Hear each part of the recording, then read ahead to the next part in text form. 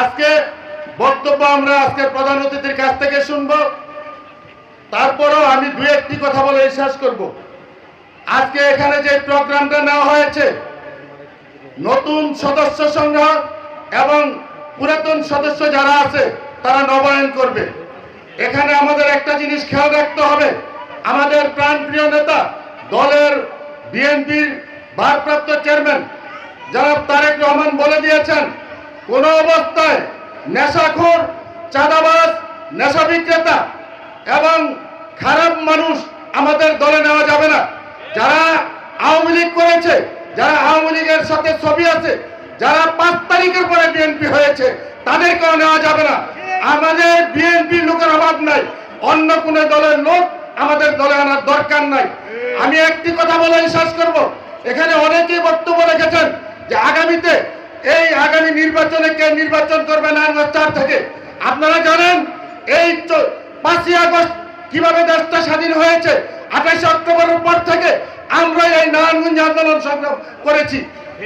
এই নারায়ণগঞ্জে যখন ভালো একজন নেতা, আন্দোলন সংগ্রাম করার মতন একজন নেতা পাওয়া যায় না, তখন আমাদের ভারপ্রাপ্ত চেয়ারম্যান আলহাজ মোহাম্মদ গিয়াসউদ্দিন সাহেবকে দলের দায়িত্ব দেওয়া হয়েছিল নারায়ণগঞ্জ জেলার। এই আলহাজ মোহাম্মদ গিয়াসউদ্দিন সাহেবের নেতৃত্বে আমরা আন্দোলন সংগ্রাম করেছি। আন্দোলন সংগ্রাম করতে গিয়ে আলহাজ মোহাম্মদ গিয়াসউদ্দিন সাহেব অনেক মামলার আসামি হয়েছেন।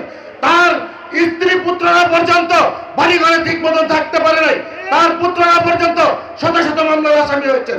উনি এই 17 বছর পলাতক জীবন যাপন করে আমাদেরকে নেতৃত্ব দিয়েছে, আমরা সেই আন্দোলন সংগ্রাম করেছি। আমরা যখন এই 28 অক্টোবরের পর থেকে আন্দোলন সংগ্রাম শুরু করি, তখন চিনাং রোডে কোন নেতাকে আমরা খুঁজে পাই নাই। আলহাজ মোহাম্মদ গিয়াসউদ্দিন সাহেবের নেতৃত্বে আমরা আন্দোলন সংগ্রাম করেছি। এই আন্দোলনে এই ফ্যাসিস্ট শেখ হাসিনা দেশ থেকে পালিয়ে গেছে। নারায়ণগঞ্জ থেকে অনেক আওয়ামী লীগের কুখ্যাত সন্ত্রাসী পালিয়ে গেছে। এখন যেই কুখ্যাত সন্ত্রাসী শামীম ওসমানের প্রেসক্রিপশনে রাজনীতি করে, সেই নেতা আরেক 7 মানের আসামি নুর হোসেনের প্রেসক্রিপশনে যারা রাজনীতি করে, তারা এখন নির্বাচন করতে চায়। এই নির্বাচন কোনোদিন হতে দিব না। আমাদের রাজনীতি করেছে আলহাজ মোহাম্মদ গিয়াসউদ্দিন সাহেব, তার নেতৃত্বে আমরা আন্দোলন সংগ্রাম করেছি।